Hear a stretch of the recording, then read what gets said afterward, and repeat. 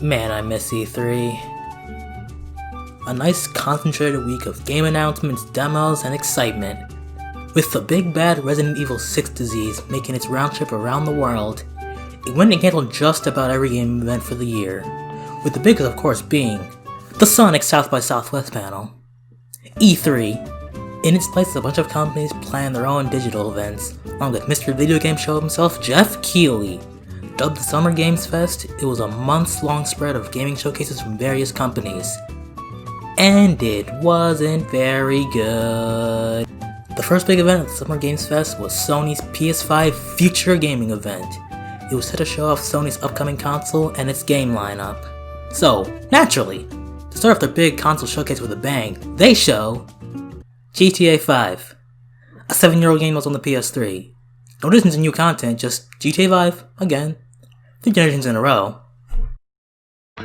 So then they show the first new PS5 exclusive, Spider-Man Miles Morales, a Lost Legacy caliber title set a year after the original game. Now this was more like it. A continuation of one of the coolest games on the PS4, with a cool new pro tag, and all the fancy schmancy graphic stuff for the new system. Why didn't they start with this? That would have made way more sense than GTA. Gran Turismo came and showed off some next-gen roads. Heck yeah, roads! But then came a big one. A brand new Ratchet & Clank game. And this one, oh yeah, this one looks good. This was a game that really feels next-gen. They showed off a new dimension hopping mechanic, loading entirely new locations instantly, using the PS5's powerful SSD. Not only was the gameplay looking crisp, they later confirmed that there's going to be a 60 FPS mode, and that it continues on into the Nexus, so the reboot is gone. Yes! Go away, the reboot. The quality of the actual writing remains to be seen, but the game is looking awesome so far. Bit disappointed in the lack of sex joke in the title though. Still waiting for that next title, Ratchet & Clank, spread 'em. After a featurey cat game and some slick, saucy, DualSense controller action, they showed that Sackboy is back, boy! A new 3D platformer in my favorite Sony franchise, looking so creative and fun with co-op and so much good looking platforming. It looks so good, and it's enough to make a grown man cry. This game's existence was the peak of the Summer Games Fest for me. Oh, and also some shooty game starring a middle-aged woman. Looks alright, I guess. Destruction All-Stars looks super zany, if uninspired artistically, but I like its energy. Sony kept the momentum going with an all-new IP, an action platformer called Kina that looks just like the best DreamWorks movies as a video game. It looks pretty incredible. The combat, the graphics, the platforming, it looks so good, and that was my second favorite game of the showcase. After that was Goodbye Volcano High, and well, I do like 2D animation. Looks like one of those visual adventure and narrative games. And if I hold my attention for more than 5 minutes, it'll already be better than Life is Strange. And from here the showcase just kept going. Ghostwire Tokyo? Okay. Godfall? Looks boring. Solar Ash? Looks not boring. New Astrobot game I don't need to spend hundreds of dollars on VR for? I'm in! Little Devil Inside looks pretty schmeedy. NBA 2K21 looks pretty sweaty. Bugsnax looks like a pretty Game of the Year contendery. Demon's Souls remake was super exciting for a lot of people called not me. Sony just kept showing more and more games, and just games. Resident Evil 8, Pragmata, Horizon Forbidden West, now that's exciting, I haven't played the first one. After some obligatory PR talk where they say, we are excited for the PS5 and all of its advantages and blah blah blah blah blah. They reveal the console's design and, gotta be honest, I kinda like it. It looks like a console you've seen in that one cartoon episode where they go into the future. You know the one, you've seen it. The disc version has a fun little bulge, I like it. There's also a digital only version of the console, but if you buy that, I don't trust you. Yeah, so Sony came out swinging with the showcase, just a constant stream of games with stuff to please everybody. It had a good pace, it had good content, it had Sackboy. Beats and gaming shows tend to be everyone's favorite E3 showcase to not watch. As a certified brick user myself, I only watch those when I have trouble sleeping. This year it piqued my interest though because Atlas announced they would have something to present there, and present they did. as he revealed that Persona 4 Golden would finally be freed from the PS Vita dungeon and ported to Steam. Atlus isn't great with making their popular games super accessible, so this was a good time for the company and a really cool surprise it leaked the day before. Yeah, so a day before this was revealed, the Steam page got leaked, and hours before the PC gaming show even happened, it went live on Steam. So all the wind was taken out of those sails. Well, they weren't the biggest announcement of the show, leaving a whole bunch of stuff that I forgot about an hour after the show. More like the PC laming show. So Nintendo, during the Summer Games Fest, enjoyed doing a whole lot of nothing. Instead of their yearly E3 Direct, they did a few miscellaneous things. After months of bathing in their sword and shield money, Pokemon Company had their own showcase, the Pokemon Presents, where they showed a bunch of stuff I could not care less about. Mobile stuff and a Wibble Wobble game, but the big announcement here was a long-awaited new Pokemon Snap game. People lost their minds at this. And here is where I spoiled myself by saying, I've never played Pokemon Snap and I don't get the appeal. So, back in the first one, wasn't the big draw seeing all the Pokemon in 3D? But nowadays, Pokemon have been in 3D for years now. So if the draw is just going to be taking pictures of Pokemon? Is that fun? I don't know. I really don't get it. But I'm happy for those who are waiting decades, I guess. It's gotta get a new name though. Come on, new Pokemon Snap, you gotta do better than that. Anyway, after this they announced the second Pokemon Presents was gonna be airing the next week. No clue why they couldn't do it immediately, but I'm sure whatever it is will be worth the wait. And it was definitely worth the wait if you're a big Chinese corporation, but Pokemon League of Legends isn't exactly attractive to the average Switch owner. Yeah, that was pretty bad. As for more general Nintendo stuff, Smash Ultimate Arms character was revealed to be Min Min. It was the character I wanted, the character I expected, and she's fun. Cool. But that was what we got from Nintendo in June.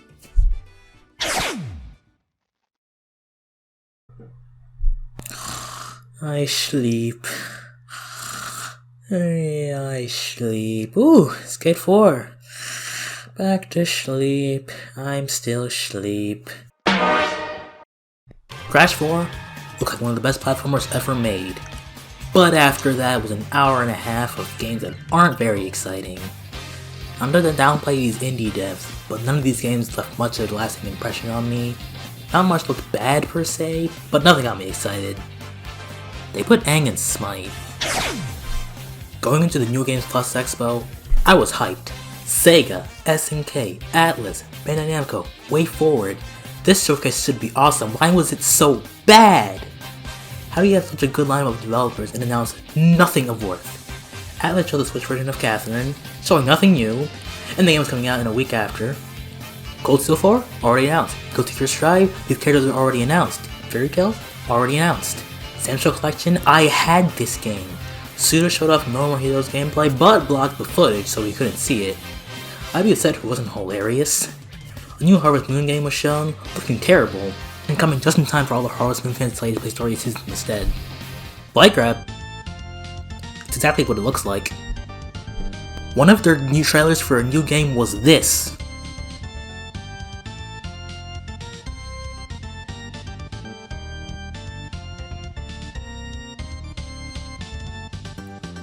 That was nothing! Bloodstained Curse of the Moon 2 was announced and I can't believe it took half an hour to have one good announcement. There were a bunch of visual novels announced, and you could tell me half of them were the same game and I would believe you. Who are Access Games and why does everything they show look bad? Unfortunately, Idea Factory showed up too, and they still can't seem to manage to announce something cool. Also continues to show how Neptunia is the worst game franchise ever created. Wait, what did Bandai Namco show again?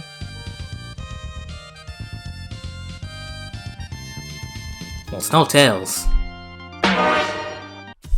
Out of nowhere, Nintendo announced they were doing an online Treehouse Live, focused on Paper Mario the Origami King, along with a new third-party game from Way Forward. Paper Mario, sure, whatever, but Way Forward? Now that's exciting. What could they have to show?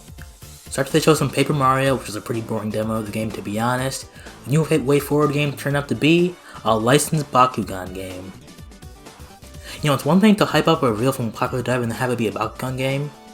It's another thing to hype up a reveal from a popular dev and have it be a bad-looking Bakugan game. I do not get why they decided to put this here. It did more harm than good towards the game. it would have been way better to just throw the trailer online with no hype behind it. Because the game looks generations old, the graphics look terrible, and the gameplay looks like garbage. Like, what is this game? And what kind of reaction were they expecting when they show this? Yikes!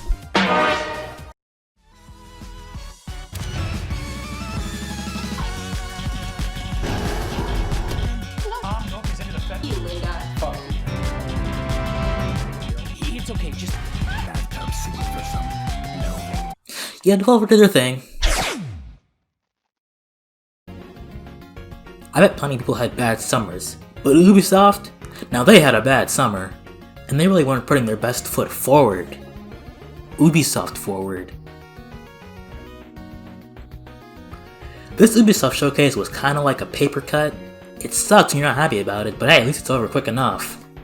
Their big game here was Watch Dogs Legion, with the big gimmick being that you can play as any NPC in the game. That's the big selling point, and while I think it's neat, it's gonna get old quick, I think. With so many playable characters, it means it's pretty much gonna be no story to speak of, because it's all gonna be super shallow, and it's just gonna ride on this gimmick. At the very least, it might be a fun game to just mess around with. But the one sure thing is that this demo did not show off this game well. It did not need to be 20 minutes long, and they did not show much of worth in that 20 minutes. Aside from Watch Dogs, what else did I like? You guessed it, nothing. Mobile game, Tom Clancy, generic battle royale, go play Rise of Ether, and a whole lot of not Rayman. If there's one thing Ubisoft lacks, it's variety. Just make anything with your UbiArts engine. It's the best thing you've made and you don't use it, Ubisoft. Oh, now this was bad. This was real bad. Bandai Namco showed up and dropped the absolute worst event of the summer. They came in, dropped some trash, and left. All the other events, no matter how bad they were, they at least had one new announcement. Even if it didn't get me hyped, it was at least something new. This showcase announced, count them, 0 games. DLC for the mediocre anime fighter, already announced DLC for One Piece Pirate Warriors 4, already announced DLC for the other mediocre anime fighter, and the egg on top of that beef ball, a 20-minute Q&A session with the developer of Scarlet Nexus. No new gameplay, no new trailer or footage or even some screenshots. It was just him talking, and a lot of talking about nothing. I hate anime. This one was an actual waste of time. How do you stretch so few announcements and so insignificant of announcements over so long of a time? It was actually painful. Started with PlayStation, so it just makes sense to end with Xbox. Xbox also has the new console coming, so they have their own showcase to get people hyped for the cool new fridge. I've never been a big Xbox player, so don't mind me when I say that stuff I cared about mostly isn't very Xbox related. Square, along with Yuji Naka, creator of Sonic, showed Balan Wonderland and Balan Wonderworld. A beautiful new 3D platformer, heavily reminiscent of games like Knights and Sonic Adventure, and man does it feel good to be a platformer fan in these times. Aside from that, Dragon Quest XI's Echoes of an Elusive Age Definitive Edition is coming to all other platforms, which means a lot more people will get to play one of the best RPGs of the generation. Funny how my favorite announcements came during the pre-show, because the actual show started off with Halo Infinite. As someone who's never played Halo, I thought it looked like some Halo alright, but people online weren't exactly happy with Halo, saying that the graphics were bad, or the gameplay was also bad maybe, so I guess that part of the show was bad? As for the stuff that excited me, Psychonauts 2 continues to exist and not have a release date, and New Genesis Phantasy Star Online 2 looks pretty cool. Might be where I jump into this beast of a video game. And then the rest. State of Decay 3, Forza Motorsport, heck yeah, roads! Rare showed Everwild and nothing about it, no gameplay. Don't Not showed up. This, that, these, Tetris, all of this, and Fable. A lot of games, but god they barely showed any gameplay. So that was the Summer Games Fest. There are a few other shows I didn't mention. Nintendo's Partner Showcase, it was bad. The Street Fighter V event, it was cool. Sony's August State of Play, it was alright. Gamescom, that was pretty bad. And a few other miscellaneous things, but they're either too small, too far after where E3 would have been, or I just didn't watch it. Aside from all that, those are all the major game showcases of the fest. So, what did we learn? We need E3 back. That was a painful couple of months. Companies don't know how to properly pace their digital events, and what to show on them, and when to even bother having them. I know there being a regular E3 wouldn't have magically made these showcases any better, because they would still show this off the same games. But a week or two of this would have been a lot less painful than 2 months of this. Hopefully next year we'll beat in that pesky Resident Evil 6 disease, and E3 can be that exciting summer event again. But hey, we got Sackboy!